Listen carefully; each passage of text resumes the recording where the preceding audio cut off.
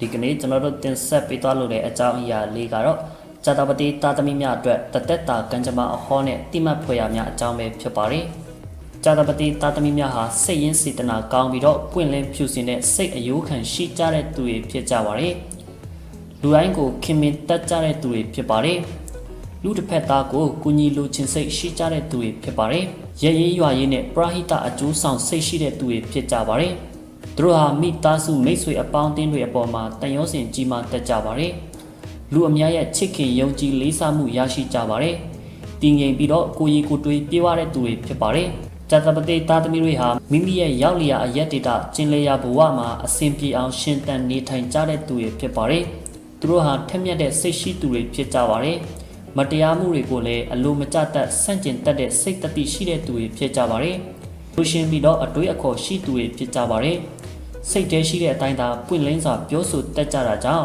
တခါတလေလူအများရဲ့မုန်းတီးခံရတတ်ပါတယ်။ဇာတာပတိသားသမီးတွေဟာထူးခြားထက်မြက်တဲ့အသိပညာသခင်များဖြစ်ပါတယ်။ကျောင်းသင်ပညာရေးနဲ့အထွေထွေသောပညာရက်များခက်ခဲနက်နဲတဲ့ပညာရက်များထူးချွန်စွာတတ်လွယ်သိလွယ်နားလည်လွယ်တတ်ကြပါတယ်။ဉာဏ်ပညာစွမ်းအားများပါရှိနေသူပါရမီရှင်များသာဖြစ်ကြပါတယ်။သူတို့ဟာမိမိဘဝကိုမိမိစိတ်အလိုအတိုင်းသာတည်ဆောက်လိုသ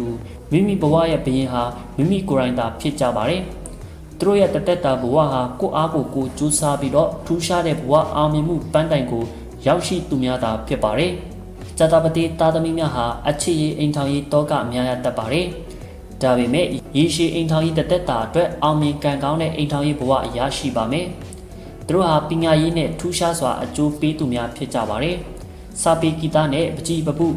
အနုတုခုမှပညာရက်တွေမှာခန်းစားတတ်သိလွယ်တဲ့ပါရမီရှင်များဖြစ်ကြပါတယ်။ဇာတာပတိသားသမီးတွေဟာအတိညာပညာထူးခြားထက်မြက်ကြတဲ့သူများစိတ်ကူးစိတ်တန်ကောင်းသူတွေဖြစ်ကြပါတယ်။တိကျတေချာတဲ့စိတ်ပိုင်းဖက်မှုများရှိတတ်ကြပါတယ်။အောင်မြင်တိုးတက်လို့စိတ်ကြီးမားထက်သန်ကြပါတယ်။မိမိတို့ရဲ့အရေးကြီးတဲ့အလုပ်အကျဉ်းစီတွေကိုတူတပားမတိအောင်လိုဝက်တတ်ကြတဲ့သူတွေဖြစ်ပါတယ်။ဇာတာပတိသားသမီးတွေဟာလက်တွေ့ဆန်သဘောရှိတတ်ကြတဲ့သူတွေဖြစ်ပါတယ်။ယုံကြည်ရာကိုဆွဲကြီးစွာကျူးစာလောက်ကင်တက်ကြပါတယ်။ကိုပိုင်စီးပွားရေးနယ်ပယ်မှာအောင်မြင်တက်ကြပါတယ်။ကုန်တယ်ပွဲစားအလုပ်နဲ့စက်မှုလက်မှုအလုပ်တွေကိုထူးချွန်စွာထူးခြားအောင်မြင်နိုင်စွမ်းရှိနေတက်ကြပါတယ်။သူတို့ဟာပညာနဲ့ထူးခြားအကျိုးပေးပါတယ်။ဝန်ထမ်းတာဝန်ထမ်းဆောင်ပါကသူတို့ရဲ့ထူးခြားအောင်မြင်တဲ့စွမ်းဆောင်ရည်တွေကြောင့်အဆင့်အတန်းမြင့်မားတဲ့ရာထူးတာဝန်တွေကိုရရှိတက်ကြတဲ့သူတွေဖြစ်ပါတယ်။နှစ်သက်ဖွယ်ကိုဟန်အမှုအရာနဲ့ပြည့်စုံပါတယ်။ဒုတစ်ဖက်သားသဘောကျအောင်ပြောဆိုတတ်ပါတယ်။ချစ်သူအိမ်ထောင်ဖက်နဲ့သူတို့ရဲ့မိသားစုနဲ့မိတ်ဆွေအပေါင်းအသင်းတွေအပေါ်မှာချစ်မေတ္တာတန်ရုံးစင်ကြီးမားတတ်ပါတယ်။မိမိရဲ့ရှင်သန်ရာပတ်ဝန်းကျင်ကိုကောင်းကျိုးဆောင်ကူညီဆောက်ရှောက်လို့စိတ်ရှိတဲ့သူတွေဖြစ်ကြပါတယ်။ဇာတာပတိသားသမီးများမွေးဖွားချိန်မှာစပြီးတော့အသက်16နှစ်အထိသူတို့ရဲ့အမိအဘနဲ့မိသားစုဝင်များအတွက်ကောင်းတဲ့ကံကြမ္မာများတည်ဆောင်လာသူများဖြစ်ကြပါတယ်။အမိအဖများအတွက်ကောင်းသောမြေယာဝင်ပါမယ်။ကောင်းသောအိုးအိမ်တိုက်တာများရရှိပါမယ်။ထီပေါက်ရှင်အမွေရရှိခြင်းကဲ့သို့သောမမျှော်လင့်တဲ့ငွေများရရှိတတ်ပါတယ်။ကောင်းသောလက်လဘများရရှိပါမယ်။အလူအတန်းများပေးရတက်ရတဲ့ကာလဖြစ်ပါတယ်။အဆွေအမျိုးတွေကြားမှာမျက်နှာပွင့်လန်းပါမယ်။ချစ်သူခင်သူပေါ်များတဲ့နှစ်ဖြစ်ပါတယ်။များရဲ့ထူးခြားတဲ့မေတ္တာတက်ဝင်ဆောက်ရှောက်မှုများရရှိတတ်တဲ့နှစ်များသာဖြစ်ပါတယ်။ဇာတာပတိသားသမီးများအသက်16နှစ်အတွင်းအညံ့များပြည့်ပြောက်စေဖို့အကြံစီများထူးခြားအောင်မြင်စေဖို့တကူကြီးဖျားရဲ့ဇာတာပတိတောက်မှာဇာတာပတိကြိုတိုင်အားတန့်ရှင်းကုသိုလ်ပြုလုပ်ပါဖြူတော်ပန်း9ပွင့်ကိုလူဒန်းပါလူရစုတောင်းပါဇာတာပတိသားသမီးများအသက်20မှ30နှစ်အတွင်း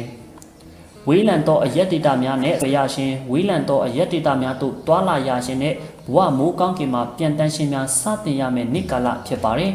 ်မရောက်ဘူးသောအရက်ဒေတာများတို့ရောက်ဖြစ်ပါမယ်ချစ်သူခင်သူပေါ်များပြီးတော့မိတ်ဆွေအသစ်တွေတိုးပွားပါမယ်ပညာသင်ကြားရေးနဲ့ပညာနဲ့ပတ်သက်တဲ့ဘဝရည်မှန်းချက်များစတင်ရမယ့်နှစ်ဖြစ်ပါတယ်။ထူးခြားတဲ့ဘဝအတွေ့အကြုံတစ်တွေကိုရရှိပါမယ်။လောကရဲ့အသည့်များတိုးပွားစေမယ့်နှစ်ဖြစ်ပါတယ်။အယယစိတ်ရှည်တီးခံရပါတယ်။မေတ္တာစိတ်ထားပါ။ဆွဲလုံးလဝိရိယစိတ်မွေးမြူထားပါ။ကံကောင်းပါမယ်။ကျမ်းမာရေးကျူးဆိုင်ရမယ့်နှစ်ဖြစ်ပါတယ်။ဇာတာပတိသားသမီးများအသက်32နှစ်မှ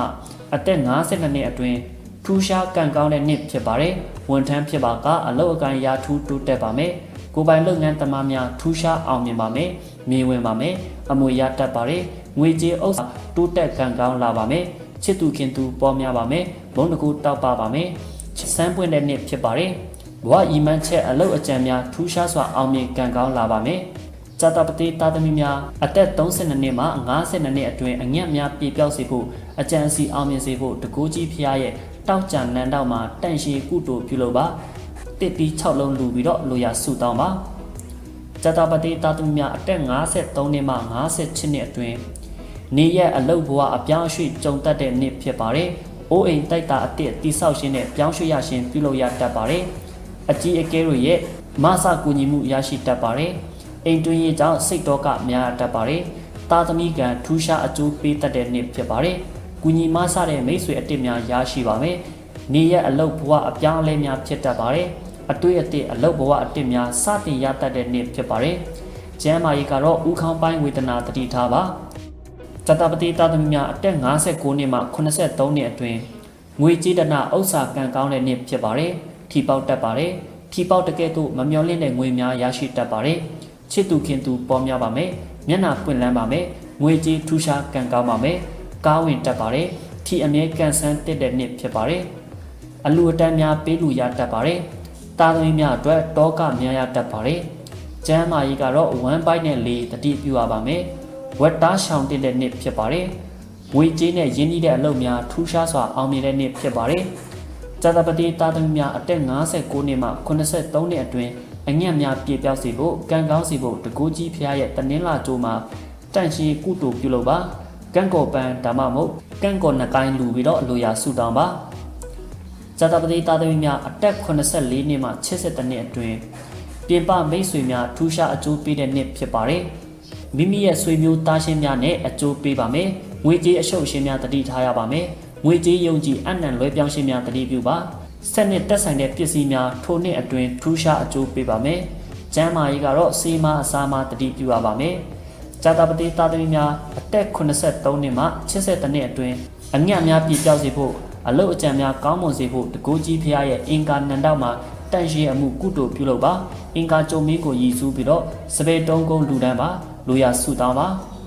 ဇာတာပတိတာသမီများအနေနဲ့အသက်82နှစ်အထက်တာသမီများရဲ့ထူးခြားကောင်းကျိုးများခံစားရမယ့်နှစ်ကာလဖြစ်ပါတယ်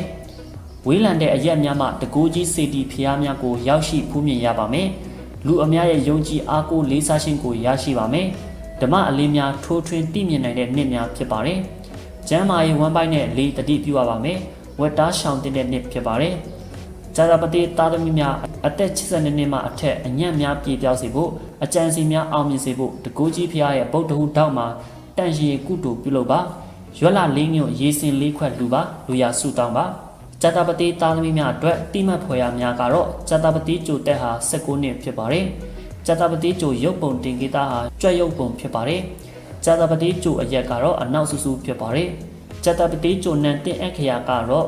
ပါဆောက်ဖအထုတ်ဘကုံဘလက်ချိုင်မှဖြစ်ပါတယ်ဇာတာပတိနန်တင်တိချအခရာကတော့ငါဖြစ်ပါတယ်ဇာတာပတိကျိုဓာတ်တဘာဝကတော့ပထဝီမြေကြီးဖြစ်ပါတယ်ဇာတာပတိကျိုဝိတေတာကတော့ကုတုဆရာသခင်ဖြစ်ပါတယ်ဇာတာပတိတာသမီများအတွက်အကျိုးပေးအယောင်ကတော့အစိမ်းငွေခမ်းရောင်ဖြစ်ပါတယ်ဇာတာပတိတာသမီများအတွက်လုပ်ငန်းလုပ်ဖို့အကျိုးပေးတဲ့နေ့များကတော့ဗုဒ္ဓဟူးစနေတနင်္ဂနွေဖြစ်ပါတယ်ဇာတာပတိတာသမီများအတွက်တသက်တာအဆောင်ကြောက်မြတ်ကတော့ဥတ္တဖျားကြောက်ဖြစ်ပါတယ်ဇာတာပတိတာသမီများအရေးကြီးတဲ့အလုပ်များအောင်မြင်လိုပါကတနင်္လာအင်္ဂါတောက်ကြနေ့ဝေမှာလှုပ်ဆောင်ရပါမယ်ဇာတာပတိတာသမီများစီးပွားကံကောင်းစေဖို့မကြီးတာကိုကြားရုပ်ထုပြီးတော့ဆောင်ရပါမယ်အယုတ်ကိုတနင်္ဂနွေနေ့မှာထူရပါမယ်ဟုတ်ကဲ့ပါအခုတစ်ခါကျွန်တော်တို့တင်ဆက်ပေးလိုက်တဲ့အကြောင်းအရာလေးကတော့ဇာတာပတိတာသမီများရဲ့တသက်တာကံကြမ္မာအဟောနဲ့အထူးထွေတိမှတ်ဖွယ်ရာများအကြောင်းပဲဖြစ်ပါတယ်ကြည့်ရှုပေးခဲ့ကြတဲ့ပရိသတ်များအားလုံးကျေးဇူးအထူးတင်ရှိပါတယ်ခင်ဗျာ